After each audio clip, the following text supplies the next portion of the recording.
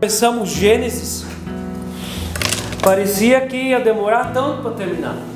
E você pode olhar na sua Bíblia, que vai até o capítulo 50, e não vai mais demorar tanto. E nós vamos começar Êxodo daqui a alguns dias. Gênesis 47, a continuação da história do Jacó, dos filhos e dos netos que descem para o Egito atrás de pão e também atrás de José. Então veio José e disse a Faraó: meu pai e meus irmãos, com os seus rebanhos e o seu gado, com tudo o que tem, chegaram da terra de Canaã, e eis que estão na terra de Gósen. E tomou 5 dos seus irmãos e os apresentou a Faraó.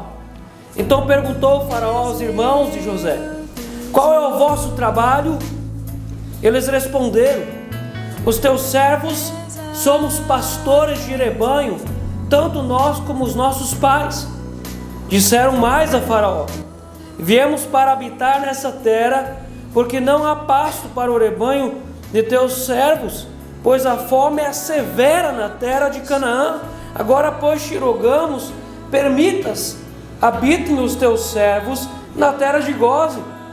Então disse Faraó a José: teu pai e teus irmãos vieram a ti, a terra do Egito está perante ti, no melhor da terra faz habitar teu pai e teus irmãos, habitem na terra de Gósen. Se sabes haver entre eles homens capazes, põe-nos por chefes do gado que me pertence. Trouxe José a Jacó, seu pai, e o apresentou a Faraó. E Jacó abençoou a Faraó.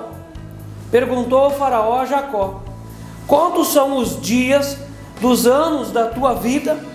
Jacó lhe respondeu: os dias dos anos das minhas peregrinações são 130 anos.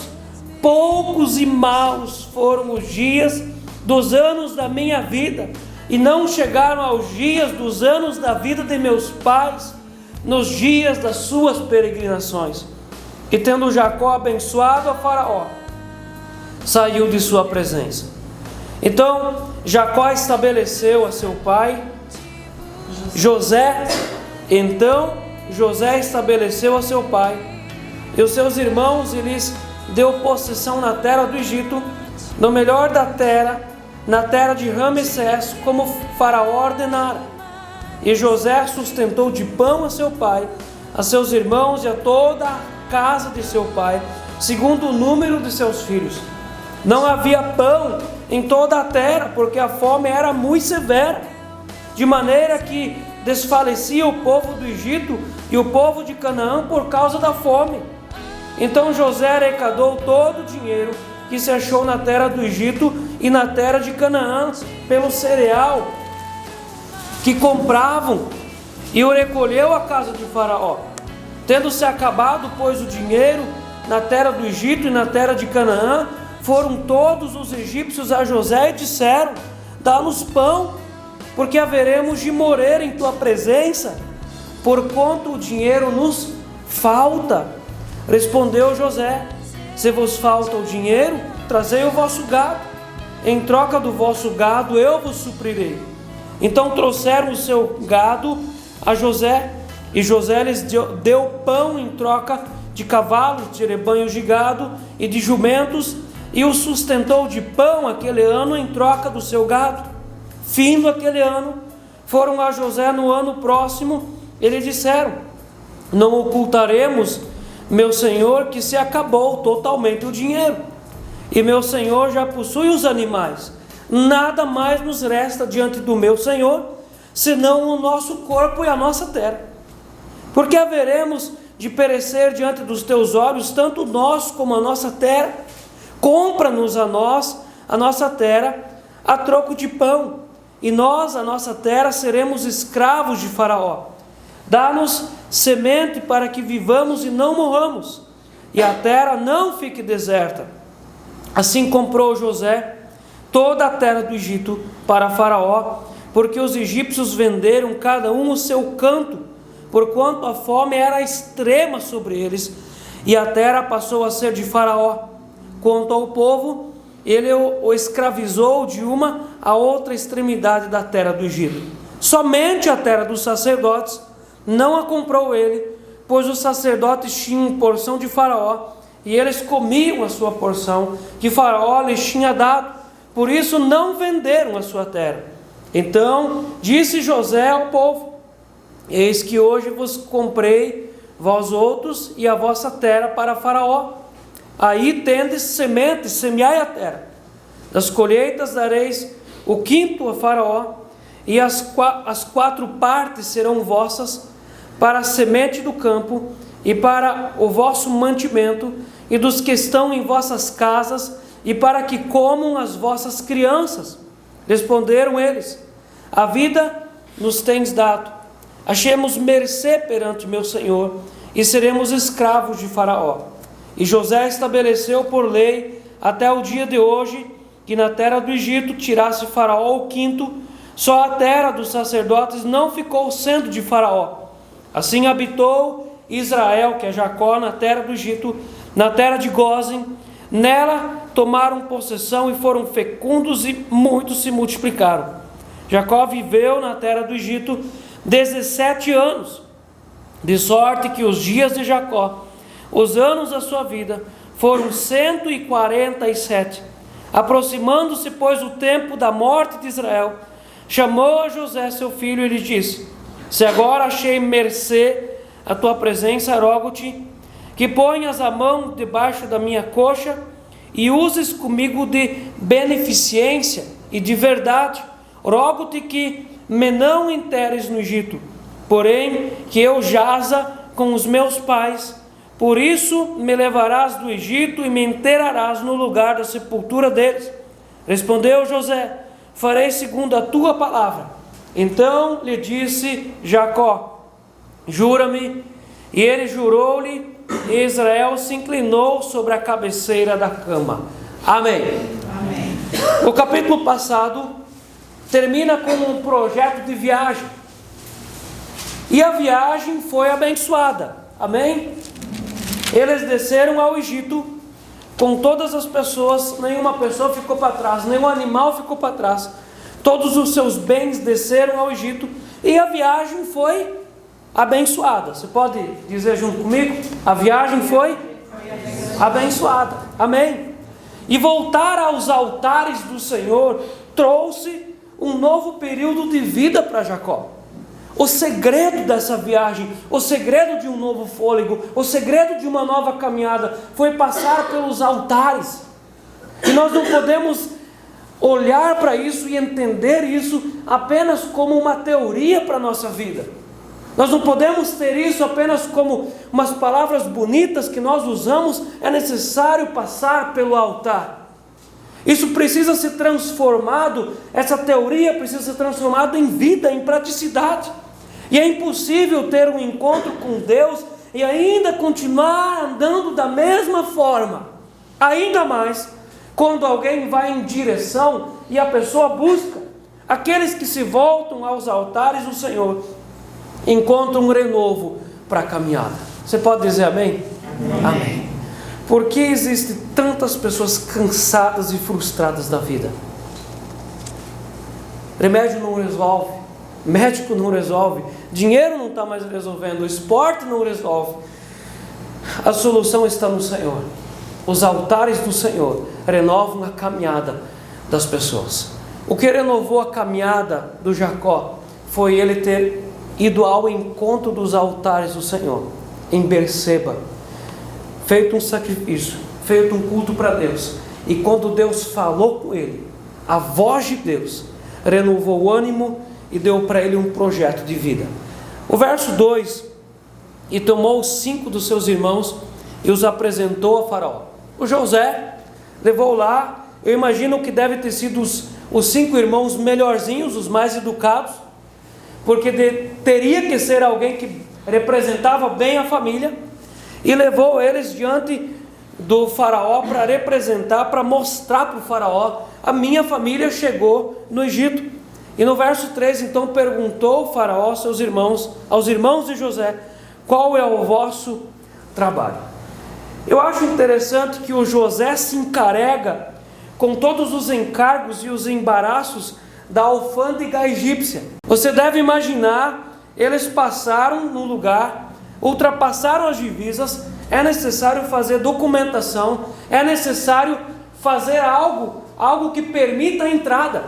Desde que mundo é mundo e há divisões territoriais, existem migrações. Em qualquer lugar do mundo, em todo o tempo, até hoje, é necessário passar por uma alfândega, passar por uma aduana, fazer permisso, uma nova nacionalidade, um visto, um passaporte. E o José se encarrega de toda essa burocracia, leva os 5 irmãos diante do faraó e é feito toda essa organização, essa nacionalização dos irmãos, dos pais, de toda a família que desceu para o Egito. E o que me traz algo muito interessante é a submissão do José ao faraó. O texto todo trabalha para a gente entender que o José estava mandando mais que o faraó. Sim ou não? Quem governava? Quem teve um projeto? Quem administrou o projeto? O José. O José estava mandando em tudo. Mas quando a família dele desce para o Egito, ele poderia dizer assim: eu mando aqui.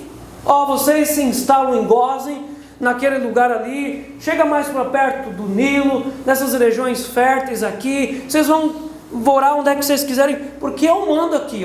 Pai, meus irmãos, vocês sabiam que eu mando aqui? Mas o José é humilde. Ele é humilde, ele leva os irmãos diante do faraó para que todos em conjunto peçam permissão para morar na terra. Isso é submissão. E a submissão é carta branca para trafegar entre as autoridades. Você quer uma forma de você trafegar bem entre autoridades? Seja submisso. Quem levanta o nariz não vai longe. Mas se quer uma carta branca para trafegar entre homens, grandes autoridades, submissão. E a submissão é o green card da boa convivência em todos os lugares. Você quer conviver bem em algum lugar? Seja submisso, abaixa a cabeça e peça. E eles chegaram ali não com o topete elevado, com o nariz para cima, mas chegaram humildes, pedindo autorização. Os teus servos podem morar nessa terra? É diferente, não é? É diferente. E como a humildade está em falta no nosso mundo. Jesus bem diz no seu Sermão do Monte, em Mateus 5:3, bem-aventurados os humildes de espírito, porque deles é o reino dos céus. Ele fala do reino dos céus, mas no segundo verso depois, no verso 5, ele diz: bem-aventurados os mansos, porque herdarão a terra. Eu pergunto para vocês, toda essa terra do Egito pertencia para quem nesse momento? Para o José. Quem mandava? O José. Mas ele tinha ali algum documento que provasse que ele era dono da terra? Não, ele tinha uma carta nas mãos, e essa carta se chamava coração manso. Jesus bem diz: bem-aventurados os mansos, porque herdarão a terra. Ele mandava em todos os lugares. Não era dele, não tinha documento, mas ele tinha autoridade, porque ele tinha um coração manso. Até hoje é assim. Em qualquer lugar é assim. Aquele que tem o coração manso, ele anda bem entre a parentela, ele anda bem no meio do seu trabalho, ele anda bem no meio da sociedade, ele anda bem no meio da igreja, porque o coração manso é mais do que um documento. E uma pergunta, no verso 3 o faraó faz uma pergunta, e uma pergunta que explica muitas coisas na vida de uma pessoa. Qual a pergunta que o faraó faz? Qual é o vosso trabalho? Você pode repetir junto comigo, por gentileza? Qual é o vosso trabalho? O trabalho dignifica o homem. Sim, o trabalho dignifica o homem. O trabalho traz a consciência da realidade da vida. O trabalho, ele traz a realidade da vida, de como que a vida é. O trabalho é uma bênção. O trabalho é uma bênção. Quem tem um trabalho é uma pessoa abençoada por Deus. Amém? Amém. Essas pessoas tinham um trabalho, tinham um serviço, ou eles estavam vindo para o Egito só para encher o Egito? Não. Aquilo que Deus falou para Adão: Trabalha, e do suor do teu rosto comerás o teu pão. Trabalho não mata as pessoas, trabalho dignifica. Trabalhe, mas não exagere no trabalho, porque tudo que é demais também faz mal. Ainda continuando no verso 3, a terceira parte: qual é o vosso trabalho? Eles responderam: os teus servos somos pastores de rebanho, tanto nós como vossos pais. Tinham uma profissão que herdaram dos pais. E nós vemos aqui algumas coisas interessantes. Os irmãos são humildes, eles não vieram para lacrar. Eles podiam dar uma lacrada ali, porque o faraó não conhecia eles. Mas eles são humildes, eles são totalmente sinceros. Nós somos pastores, assim como os nossos pais foram pastores, nós também cuidamos de rebanhos. Nós somos humildes. Nós vemos aqui nesses irmãos de José, que eles também honram o que o José lhes disse. Vocês vão diante do faraó dizer que vocês são pastores e vocês cuidam de rebanhos. E eles não quebraram a confiança do José, eles fizeram o que José falou. E eles também não se corromperam, ou eles não vieram com a ideia de corromper aquilo que era a trajetória da vida deles, porque eles eram pastores de rebanhos. No culto passado, eu terminei a aplicação do nosso texto falando sobre o nosso trabalho. Jesus nos chamou para a gente ser pastores. Nós não somos egípcios, nós não somos construtores do efêmero, nós somos aqueles que constroem coisas eternas. Nós somos pastores e nós nunca vamos nos comprometer com o Egito desse mundo. Nós somos pastores de ovelhas. No verso 7, quando nós olhamos do verso 4 até o verso 6, eu quero ler com vocês. Disseram mais a Faraó: viemos para habitar nessa terra, porque não há pasto para o rebanho de teus servos, pois a fome é severa na terra de Canaã. Você vê a humildade deles? Eles são humildes. Eles não estão aqui disfarçando ou colocando uma máscara em cima da história. Eles estão contando a verdade. O verso 5: então disse Faraó a José: teu pai e teus irmãos vieram a ti, a terra do Egito está perante ti. No melhor da terra faz habitar teu pai e teus irmãos, habitem na terra de Gósen. Se sabes haver entre eles homens capazes, põe-nos por chefes do gado que me pertence. Veio esses 5 irmãos e o Jacó diante do faraó. E você lembra que o Jacó passou pelos altares do Senhor? Quando nós olhamos o Jacó antes dos altares, um Jacó humilhado, quebrado, vencido pela vida, um homem que se negava a se deixar consolar, alguém que estava com o corpo nesse mundo, mas a alma na cova, alguém que estava acabado, derrotado pela vida. Mas quando esse homem passa pelos altares, isso renova a sua vida. E olha, quem passa pelos altares tem algo para dar e renova a aliança, porque no verso 7, trouxe José a Jacó seu pai e apresentou a Faraó, e Jacó abençoou a Faraó. Quando nós olhamos esse texto em Hebreus 7:7, o autor diz evidentemente e fora de qualquer dúvida que o inferior é abençoado pelo superior. O faraó era tido como uma divindade, o faraó era um deus, e os egípcios entendiam que faraó era filho do sol, ele era uma divindade. Mas quando ele chega diante do Jacó, quem abençoa quem? O Jacó abençoa o faraó, porque aquele que é maior abençoa sempre o menor. Meus irmãos, quem não passa pelo altar não tem nada para dar, mas quem passa pelo altar pode ceder, pode dar a mão e pode dizer: eu te abençoo, porque eu não posso dar aquilo que eu não tenho.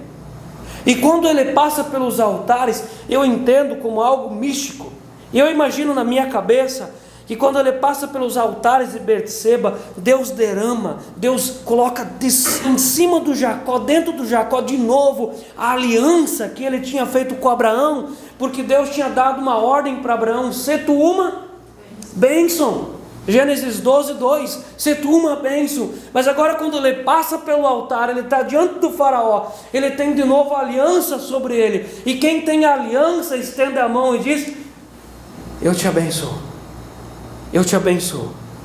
eu mostro o caminho, eu sou filho da luz, eu te abençoo. Porque aquele que tem bênção, ele pode ceder bênção. Amém? Verso 8, perguntou o faraó a Jacó: quantos são os dias dos anos da tua vida? Se Deus perguntasse para você: quantos anos você tem? Você poderia responder quantos anos você viveu, qual a tua idade. Não era normal um egípcio viver muitos anos. E aqui o Jacó tinha 130 anos. Um idoso, uma pessoa bem vivida, chamou a atenção do faraó. E você pode também crer no que eu falo, que quando duas pessoas idosas se encontram de qualquer lugar do mundo, uma das coisas que elas vão perguntar é: quantos anos você tem? É uma das coisas que nós perguntamos para as pessoas. É interessante. E o faraó pergunta para o Jacó: qual a tua idade? Mas olha o que o Jacó respondeu, verso 9. Jacó respondeu: os dias dos anos das minhas peregrinações são 130 anos. Poucos e maus foram os dias dos anos da minha vida, e não chegaram os dias dos anos da vida de meus pais, nos dias das suas peregrinações. Uma resposta humilde e quebrantada. Humilde e quebrada. A pergunta de Faraó define o significado da existência. Não devemos medir a vida apenas pelo critério de anos, mas sobretudo pela realidade dos dias, pois cada dia é um tempo único e ao mesmo tempo o milagre da providência divina. Não se mede a vida pelos anos, mas pela forma como se vive. E antes do Jacó dizer 130 anos, ele faz aqui um balanço: poucos e maus. Poucos e maus. Jacó define sua vida como uma peregrinação. Ele diz aqui que a vida dele era uma peregrinação. E a Bíblia ensina que cada cristão é peregrino sobre essa terra. O apóstolo Paulo ensina que nós não somos desse mundo. Jesus ensina que nós não somos desse mundo. Jesus inclusive falou para os seus discípulos: eu não sou desse mundo, o meu reino não é daqui, e nós somos peregrinos. O apóstolo Paulo ensina para as igrejas, ele dizendo que em pouco tempo seria levantado a sua tenda daqui, ele ia embora, porque nós somos peregrinos nessa terra. Nós não somos viventes para sempre aqui. E o Abraão, o Isaac e o Jacó também eram peregrinos. E Jacó define seus dias como poucos e maus. Meu irmão, ninguém vive por você. O Jacó viveu a vida dele, o Abraão viveu a vida dele, o Isaac viveu a sua vida, e o Jacó viveu a sua vida. E é triste chegar no final da vida e alguém fazer esse balanço geral dizendo: poucos e maus. No verso 10 até o verso 12, José estabeleceu a sua família no melhor da terra do Egito. O melhor. Não tinha terra melhor do que essa. E do verso 13 até o 26, José administra a crise da fome no Egito. Todo mundo estava debaixo de crise. E me parece que Deus colocou o José acima das crises. Aquelas pequenas crises que o José tinha na casa de Potifar e depois na prisão, era nada diante daquilo aqui. Disso que nós vemos aqui. Aqueles pequenos treinamentos de crise que ele venceu na prisão, na casa de Potifar, em outras circunstâncias, foi um pequeno treinamento para as grandes crises que vieram aqui. É por isso que muitas vezes Deus não pode derramar coisas maiores na nossa vida, porque nós choramos até debaixo das pequenas crises. E às vezes nós já deveríamos ter enfrentado a infantilidade, isso deveria ser nada. José é treinado e José administra muito bem as crises. Primeira coisa interessante aqui: a natureza é a ferramenta que Deus usa para mostrar que o homem é nada. O verso 13: não havia pão em toda a terra. O que produz se não chove? Graças a Deus choveu bem essa semana.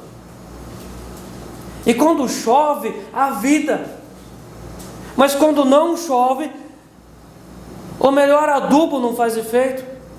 A semente mais bem selecionada serve para nada. Não chove, não tem vida. E durante todos esses anos não havia uma gota de chuva. Todos esses anos os egípcios não viram mais a alta do rio Nilo para irrigar os deltas férteis do Nilo. Seca. E quando há seca, se perde a esperança da vida. Isso tudo é a natureza. E a natureza foi criada por Deus. E a natureza é a ferramenta de Deus para mostrar que o homem é nada. Vocês podem comprar os melhores tratores, as melhores colheitadeiras, construir os melhores silos de armazém, ou produzir a melhor semente com as mais finas técnicas de laboratório, mas se não chover, não acontece nada. Nada. Não havia pão em toda a terra, porque a fome era muito severa, de maneira que desfalecia o povo do Egito e o povo de Canaã por causa da fome. Meus irmãos, quando Deus tem uma peleia contra um povo, Deus é Senhor dos exércitos. E Deus sabe levantar uma guerra contra um povo. Se tem alguém que é profissional, que sabe o que é guerra, o que é batalha, é Deus. Deus sabe aonde tocar para derrubar um povo, derrubar uma família, derrubar um casamento, punir uma igreja. Deus sabe aonde tocar. E Deus estava usando aqui a natureza para punir. Segundo lugar, a necessidade do ser humano demonstra quão pobre e necessitado é o dinheiro. Eu vou repetir para você. Isso aqui é um trocadilho interessante. A necessidade do ser humano demonstra quão pobre e necessitado é o dinheiro. A pessoa pensa que ela tem dinheiro. Deus coloca alguém da família na UTI, no particular, 10 dias, 15 dias, 20 dias, 30 dias, acabou o dinheiro e a pessoa falece. E Deus faz isso para mostrar que o dinheiro é pobre, que a prata é pobre, que o ouro é pobre, que os bancos são pobres. O verso 14: então José arrecadou todo o dinheiro que se achou na terra do Egito e na terra de... Meus irmãos, o dinheiro é pobre, o dinheiro é pobre. Diante da fome, diante da falta de chuva, o dinheiro é nada. Diante da falta de saúde, o que é o dinheiro? Nada. O dinheiro é nada. Do que adianta ter dinheiro se não há pão? Essa foi a primeira pergunta que nós fizemos. Porque o Jacó mandou seus filhos descer de Canaã para o Egito, 400 quilômetros, com dinheiro para comprar cereais. Eles tinham dinheiro, mas eles não tinham pão. E a primeira pergunta é: do que adianta ter dinheiro se não há pão? Agora a pergunta muda: do que adianta ter cereais se não havia dinheiro? Porque o texto continua dizendo assim, verso 15: tendo-se acabado, pois, o dinheiro na terra do Egito e na terra de Canaã, foram todos os egípcios a José e disseram: dá-nos pão, porque haveremos de morrer em tua presença, porquanto o dinheiro nos falta. Do que adianta ter cereais se não havia dinheiro? Você viu como é que o mundo às vezes dá umas voltas? Às vezes você pensa que uma coisa é riqueza, não serve mais para nada, e a outra coisa se torna necessária, porque Deus é o dono de tudo. Do que adianta ter cereais se não havia dinheiro? E a fome do ser humano o domina. A grande moeda de tudo é a fome. Essas pessoas construíram celeiros, produziram durante 7 anos, porque a resposta de tudo isso era pela fome. Você sai todos os dias para trabalhar, e você trabalha, e você economiza, e a resposta de tudo isso é fome. Algumas pessoas têm apenas fome de comida, mas o que move você é a fome. O que move você é aquilo que te falta por dentro. Algumas pessoas correm atrás de sexualidade ilícita porque elas têm essa fome dentro. Outras pessoas se derramam, se debruçam, se ajoelham diante das bebidas alcoólicas porque ela tem essa fome, esse vazio dentro. E a fome que precisa nos mover é a fome pela eternidade. Isso vale a pena. E quando nós temos fome das coisas certas, isso vale a pena. E José é um homem que conseguiu administrar toda essa crise humanitária. Eles não tinham mais dinheiro. Então eles chegaram diante de José e disseram: não temos mais dinheiro. E José disse: traz para nós o vosso gado, os jumentos, os cavalos, todo o gado, traz aqui, eu administro tudo isso. E durante 1 ano eles deram o gado e receberam cereais. Mas assim como a fome toma conta de tudo, acabou os cereais. Acabou o gado, acabou os cereais. E depois, segundo lugar, depois trazem diante do José as terras, os documentos, todas as escrituras. Eu não sei se de repente o José não teve que comprar algum arquivo muito grande para guardar todas as escrituras. Mas depois de 1 ano, também já acabou os cereais que foi dado em troca das terras. E o próximo passo era as pessoas se entregarem como escravos pela comida. O que adianta ter terra se não há chuva? O que adianta ter animais se não há chuva? O que adianta eu viver se não há cereais? Então todos ficaram como escravos de Faraó, e o José administrou tudo isso.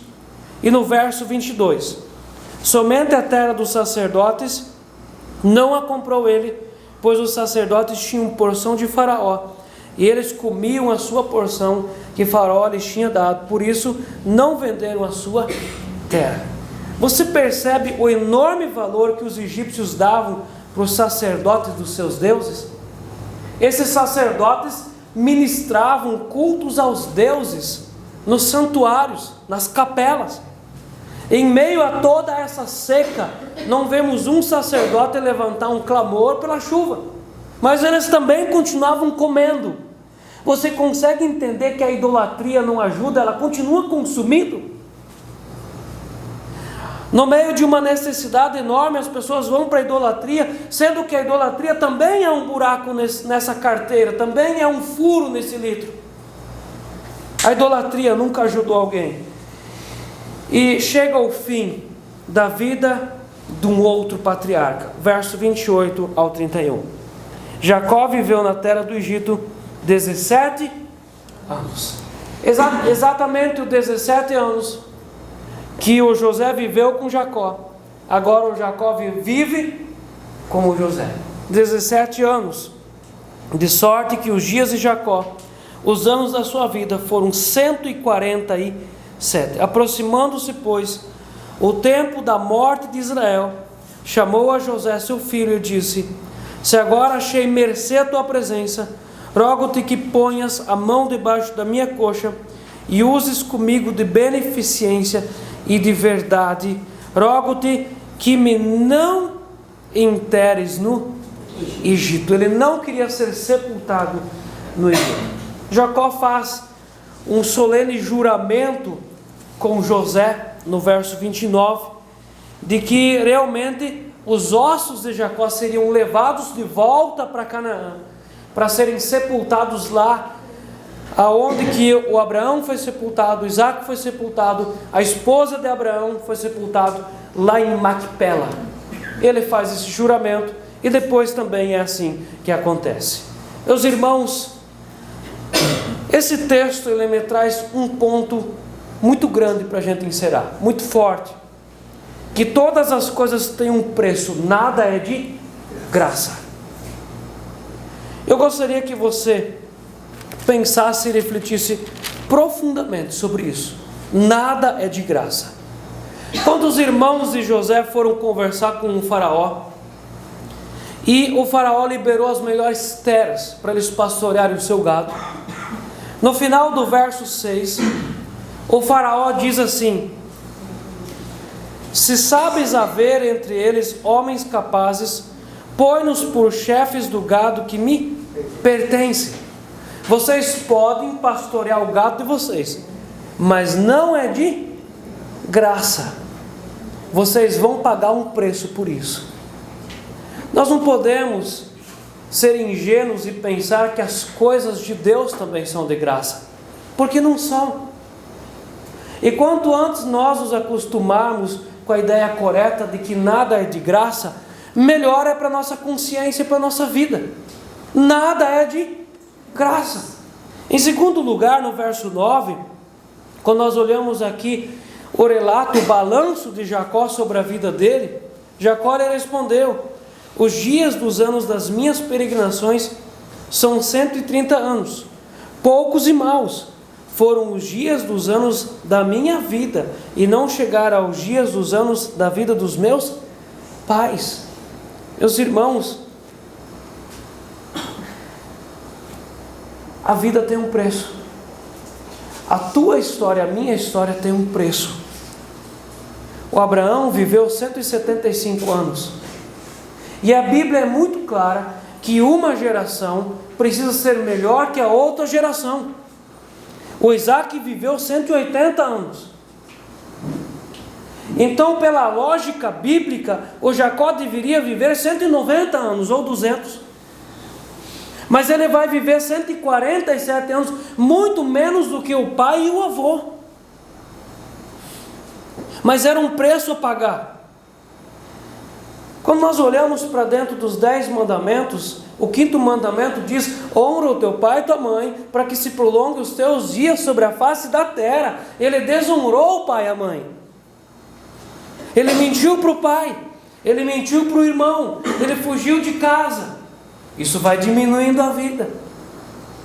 Depois ele teve conflitos com o sogro e com os cunhados. Isso vai diminuindo a vida. Depois, quando ele sai numa boa da casa de Labão, ele tinha um problema para resolver com o Esaú, irmão dele, e quanta aflição e o medo de o Esaú matar ele, até aquele encontro e haver o perdão, quanta aflição, isso diminui a vida. E o Jacó é quase como alguém que tem problema com todo mundo, mas ele não era o problema, os outros eram o problema. Aí depois, ao invés dele ir para onde Deus tinha mandado ele para Canaã, ele para em Sucote. E em Sucote ele tem um sério problema, que a filha dele é estuprada. Ao invés dele se arrepender e voltar para Deus, os filhos, autoriza os filhos por omissão, e eles vão lá e matam os siquimitas. Redução de vida. Depois, quando ele obedece a Deus e vai para as terras de Canaã, acontece a tragédia deles venderem o José para o Egito. Quantos anos de aflição e angústia? Diminui a vida? A vida tem um preço. Meus irmãos, toda pessoa que vive longe dos altares de Deus entra por caminhos terríveis. Tudo aquilo que você planeja e faz em períodos que você não está no altar é problema para você. É problema para o teu futuro. Casar fora dos altares é problema. Ter filho fora do templo do altar vai ser problema. Comprar coisas fora do templo do altar vai ser problema. Você tem que ter vida no altar. E olha o balanço que esse homem faz com amargura no coração. Não tem como voltar atrás. Não tem como reiniciar o jogo e jogar de novo. Ele diz: eu estou velho, estou caminhando para o final da minha vida. Poucos e maus foram os dias, os anos da minha vida. Meus irmãos, daqui a alguns dias Deus vai nos recolher. É muito rápido. Não espere alguém outro decidir por você. Decida você viver na presença de Deus. Não espere para o final, porque há um preço para pagar. Terceiro lugar, um preço para pagar. A comida não é de graça. Verso 15, parece que eu estou falando óbvio, mas a comida não é de graça, nada é de graça. Quantas vezes nós vemos governos prometendo cesta básica e comida de graça, isso de graça, aquilo de graça, alguém pagou por aquilo. Nada nesse mundo é de graça. No final do 15, porquanto o dinheiro nos falta. Quem não tem dinheiro, não tem poder para comprar, nada de graça. No verso 18, no final, o nosso corpo e a nossa terra, eles ofereceram para dar por comida, porque nada é de graça. Final do verso 19, ali na metade do 19, compra-nos a nós e a nossa terra a troco de pão, e nós e a nossa terra seremos escravos de Faraó. Nada é de graça. Meus irmãos, cuidado quando nós assistimos podcast sobre alguém que vai lá e fala assim sobre ministério, e 2 mais 2, 4 mais 4, já levantou uma igreja. Cuidado, porque nada é de graça. Uma coisa séria tem que ser lutada. Construir uma casa seriamente vai exigir luta. Levantar liderança na igreja não é de graça. Vai custar cabelo, vai custar sacrifício, nada é de graça. A vida tem um preço e a liberdade também tem um preço. Cuide para você não perder a sua liberdade. Eles se ofereceram para serem escravos e eles foram escravizados. A liberdade tem um preço. Quarto lugar, tem um preço. Toda a família do José no Egito comeu de graça, verso 12. E o texto diz: e José sustentou de pão seu pai, a seus irmãos e toda a casa do seu pai, segundo o número dos seus filhos. Eles não precisaram pagar, mas alguém pagou. A Bíblia não diz, mas o José pagou. O José pagava essa conta. Para a família era de graça, mas para o José tinha um preço. Para a gente encerrar, andar na presença de Deus tem um preço. Se nós estamos aqui nessa noite achando que a salvação é de graça, e o céu é de graça, a eternidade é de graça, nós estamos muito enganados. Mas a Bíblia diz que é de graça, não tem o que pagar. Não tem o que pagar porque não tem como pagar. Mas custa. Para nós a salvação é de graça, para mim e para você ela é de graça, mas para Deus custou o único filho dele. Nada é de graça. Valorize aquilo que Jesus pagou por você, porque não é de graça. Ame a sua Bíblia, leia a Bíblia todos os dias, ore todas as manhãs, ouça músicas. Nós temos músicas lindas no cristianismo, mas não foi de graça para a pessoa que gravou, ela pagou. Alguém pagou. Valorize por aquilo que alguém pagou. Você quer um casamento legal? Vai ser de graça? Vai ter um preço. Alguém quer filhos bem educados? Vai ser de graça? Vai ter um preço. Se nós queremos ter uma igreja na presença de Deus, vai ser de graça? Não, tem um preço. Jesus pagou o preço, e nós também precisamos pagar um preço. Nada supera o que Jesus nos deu, mas nós precisamos colocar o pé na estrada e cada um caminhar a sua estrada, o seu caminho, porque nada é de graça. Amém. Amém. Feche seus olhos. Eu creio que Deus falou com você nessa noite, e eu quero trazer a luz das Escrituras diante da oração do Senhor, aquilo que Deus falou com você, em nome de Jesus, Pai. Eu quero colocar diante do Senhor, Pai, tudo o que o Senhor nos ministrou, nos mostrou e nos revelou nessa noite aqui nesse lugar. Obrigado, Pai, pela Tua palavra. Obrigado, Senhor Deus, que a Tua palavra nos acerta, que a Tua palavra nos aconchega, que a Tua palavra nos instrui e a Tua palavra nos aperta a uma decisão. Obrigado, Senhor, que a Tua palavra veio nessa noite nos mostrar aquilo que nós precisamos dentro de nós mudar o pensamento. Em nome de Jesus, eu te agradeço pela Tua palavra, todos os cultos, Senhor, porque é o pão vivo que desce do céu. Em nome de Jesus, Pai, cura, Senhor Deus, os corações aqui que estão machucados. Dá resposta, Senhor. Eu coloco tudo na Tua presença, meu Pai, e eu creio que o Senhor tem ministrado verdades profundas sobre a vida dos irmãos aqui nessa noite. Em nome de Jesus. Amém. Amém.